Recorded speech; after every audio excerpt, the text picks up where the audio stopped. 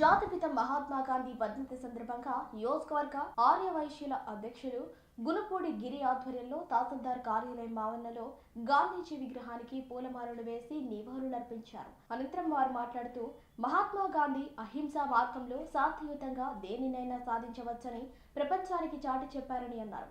ఈ రోజు ప్రపంచమంతా ఆయన చూపిన బాటలో నడుస్తుండటం భారతీయులుగా మనందరికీ గర్వకారణమని తెలిపారు.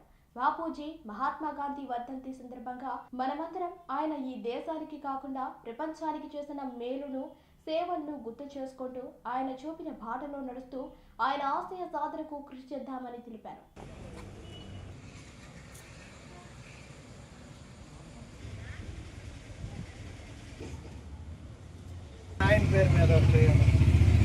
ఏడవ వర్ధంతి సందర్భంగా సంఘం మండల కార్యాలయంలోని గాంధీ తాత విగ్రహానికి పూలమాల వేసి నివాళులు అర్పించాము.